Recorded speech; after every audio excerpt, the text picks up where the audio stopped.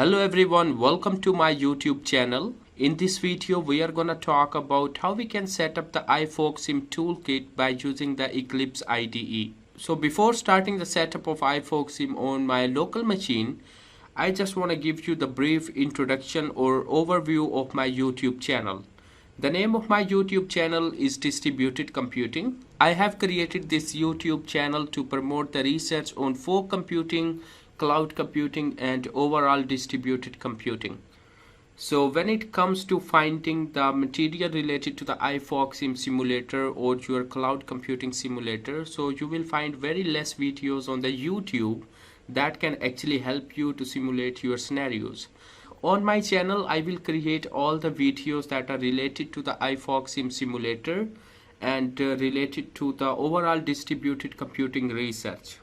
So what is iFogSim? iFogSim is basically a simulation toolkit for the fog computing research. Whenever you are doing the research in fog computing and you want to get some results and you want to validate your methodology or you want to validate your scenario, then you have to create the simulations.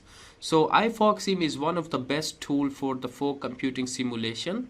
So without any further ado, let's get started and let's see that how we can set up the iFogSim by using the Eclipse IDE on your local machine. To set up the iFogSim on your local machine, first of all you need the iFogSim source code. So in order to download the iFogSim source code, open your favorite browser and search here for the iFogSim toolkit. iFogSim source code is available on GitHub. So you have to open the first link, click on the first link. The URL for the iFogSim source code is github.com/cloudslab/iFogSim. So here the source code of the iFogSim is uploaded. Some tutorial examples are also available here on this GitHub link.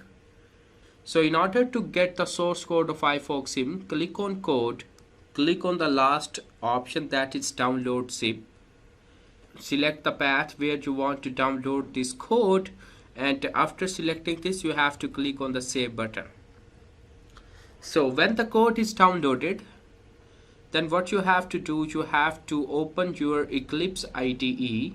But before running the Eclipse IDE, make sure that you have installed the JDK, which is basically the Java development kit. It is necessary to run the Java programs on your local machine. iFogSim is Java based, so we are gonna use Eclipse to set up the iFogSim. You can easily get the Eclipse online. Just go to google.com, right here, download Eclipse, and you will get the link and you can easily download the Eclipse. So after downloading the Eclipse, what you have to do, you have to go to your app menu, search for Eclipse and open it up. Select your workspace, and after selecting the workspace you have to click on launch. Alright, so Eclipse is opened here.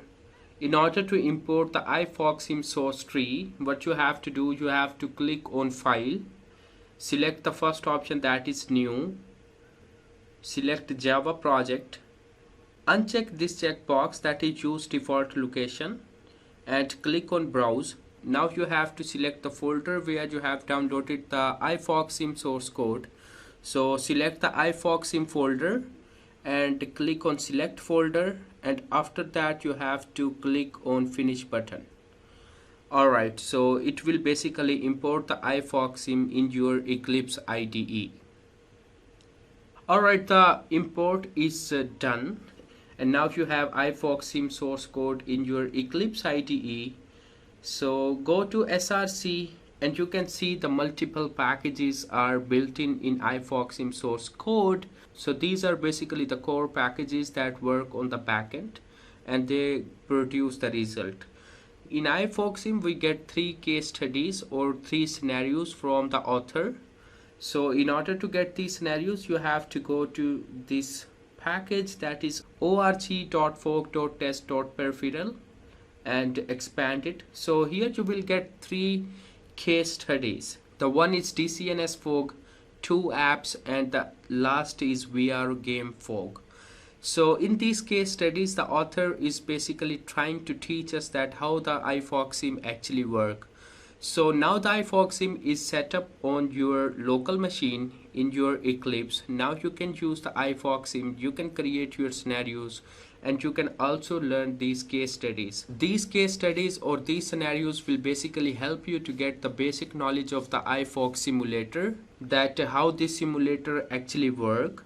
In the upcoming videos, we will discuss these case studies, that how these case studies are actually working, and it will help you to get the basic knowledge and to develop the understanding that how iFogSim actually work. So when you understand these case studies, after that you will be able to create your scenarios and you will be able to get the results of your scenarios by using the iFogSim.